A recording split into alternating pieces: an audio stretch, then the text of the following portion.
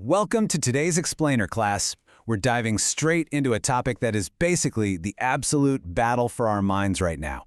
We're going to break down the mechanics of persuasion, look at how they've morphed over time, and most importantly, figure out how you can actually protect your own intellect in the digital age. Okay, here's our syllabus. 1. Agora versus the digital feed. 2. Aristotle, emotion as illumination. 3. Bernays, engineered mass compliance. 4. The Great Debate. 5. Anchoring emotion to logic. And 6. Your digital trivium defense. Let's get to it. We're starting with Section 1, Agora versus the digital feed. So think about the ancient Greek agora. Open debate meant you literally looked your persuader right in the eye, right?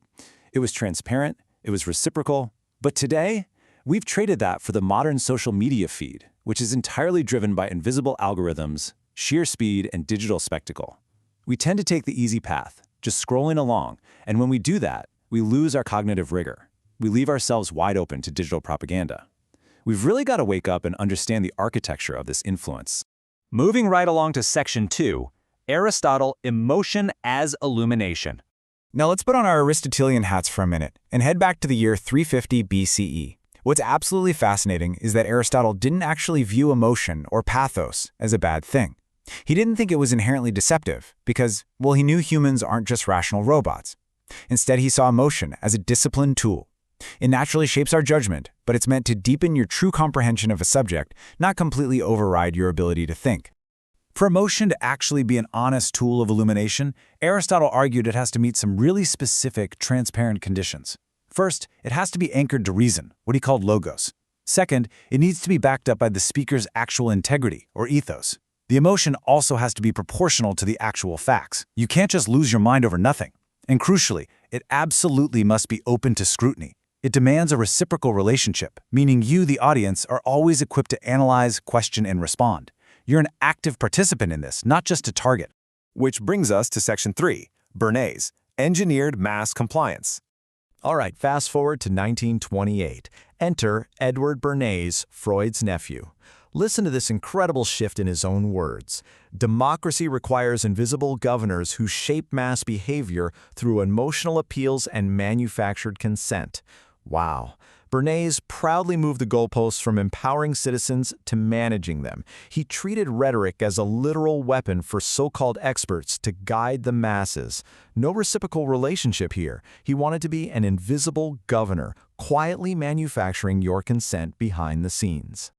So Bernays completely flips the script. He specifically targets the unconscious. We're talking deep fears, your desire for status, wanting to belong, and he relies heavily on an asymmetry of knowledge.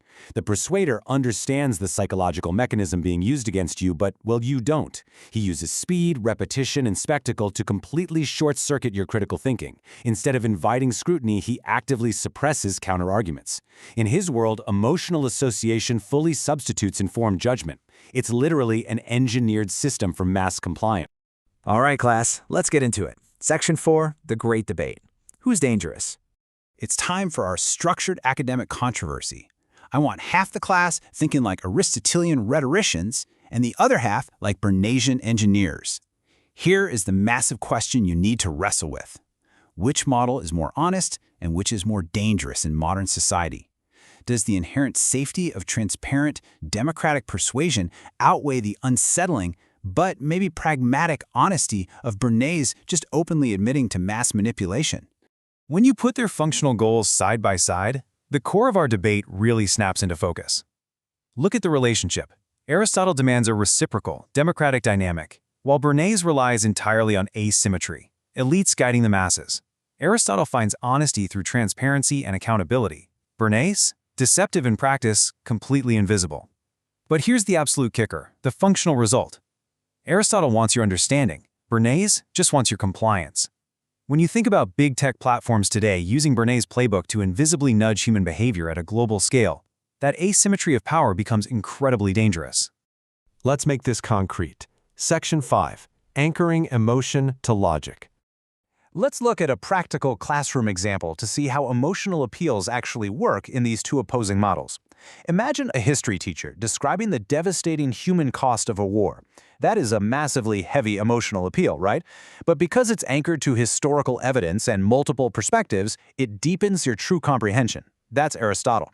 On the flip side, think about a commercial linking a literal block of steel, a car, to your deep internal sense of masculinity or freedom, completely bypassing conscious reasoning or the actual specs of the car. That is classic Bernays, unmoored emotion designed just to sell you something. So how do we actually defend ourselves? Section 6, your digital trivium defense. To protect your cognitive agency in a society completely drenched in manufactured consent, we have to build an Aristotelian defense system. I need you to lock in these 5 Socratic diagnostic questions. 1. Proportionality. Is the emotional intensity, the outrage, higher than the facts actually justify? 2. Counterarguments. Are opposing views being suppressed to keep you angry? 3. Intent. Are you being steered, almost like cattle, to a predetermined conclusion? 4. Visibility. Can you actually see the mechanism of influence, or are you just feeling it? And 5. Benefit. Who explicitly benefits from you believing this? By rigorously running through these steps, you put your intellect to work. It's how you tell the difference between ethical persuasion and hidden algorithmic manipulation. But here's the thing. Before you can even ask those questions, you have to break the spell. The absolute most powerful defense against the sheer speed and spectacle of the Bernaysian shift is incredibly simple. Break the momentum. Force a moment of internal awareness. Please write this quote down. When you feel persuaded, pause and ask, is this helping me understand or helping me comply? That single, powerful prompt is exactly what Aristotle wanted to cultivate in an educated citizenry, and it's the exact mechanism Edward Bernays hoped you'd never use. As we wrap up today's explainer, I'm going to leave you with this final, vital question. In an age of digital propaganda, where invisible algorithms constantly serve up the easy path, are you doing the rigorous hard work to actually understand, or are you just complying? It's way too easy to let a feed do the thinking for us, but if we don't build that cognitive rigor, we just surrender our free will to those invisible governors. Put in the work, guys. Defend your mind. Class dismissed.